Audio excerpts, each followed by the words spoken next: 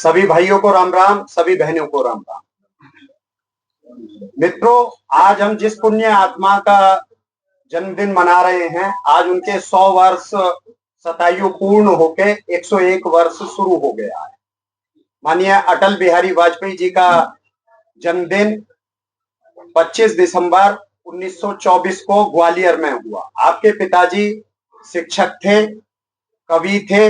अटल जी को कवित्व अपने पिताजी से विरासत में मिला। आपकी शिक्षा दीक्षा सब ग्वालियर और कानपुर में हुई।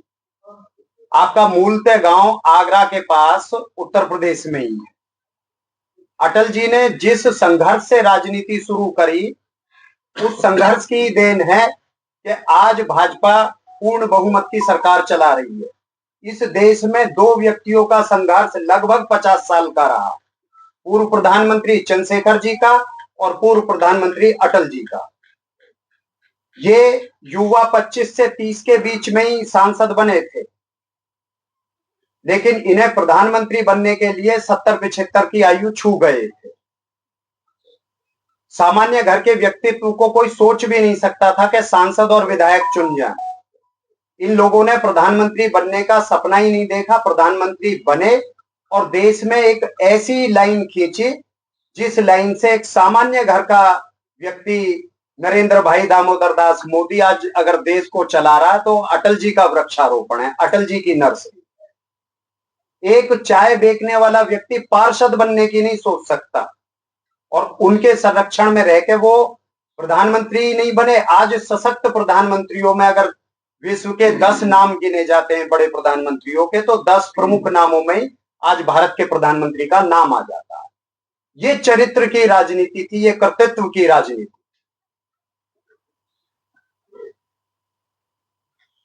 अटल बिहारी वाजपेयी जी को जब विदेश भेजा गया देश का प्रतिनिधित्व करने के लिए श्रीमती इंदिरा गांधी द्वारा, तो कांग्रेस में भी बहुत आवाज उठी थी।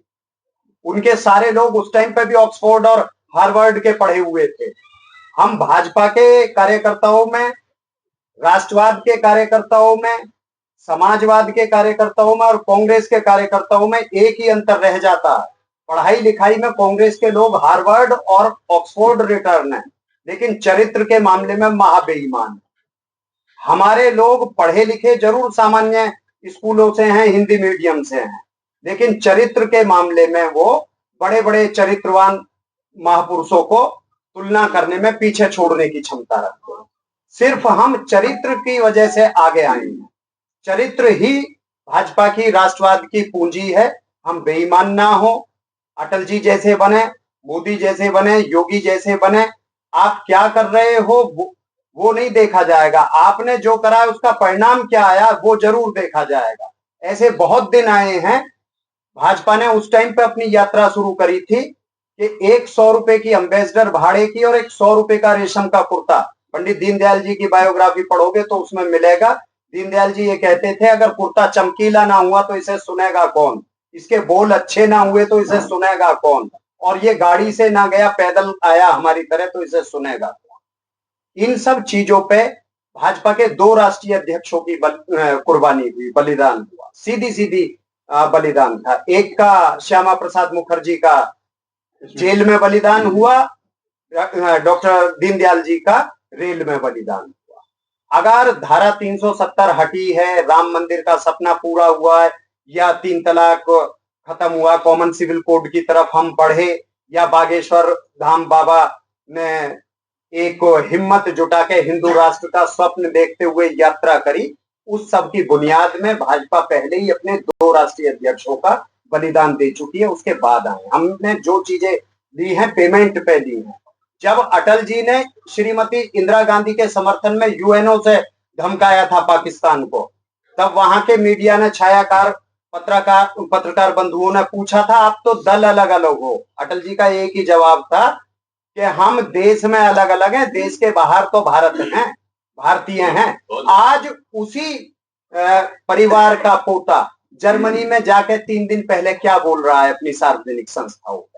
आप लोगों की औकात नहीं है, पढ़ नहीं रहे हो, लिख नहीं रहे हो, चरित्र से लेन देन नहीं है। जिस घर से 4 प्रधानमंत्री हो गए उस घर के बालक मूर्खता की बात कर रहे हैं। ये कर्तृत्व की है। इसलिए हम सब लोग बड़ा सपना देखें।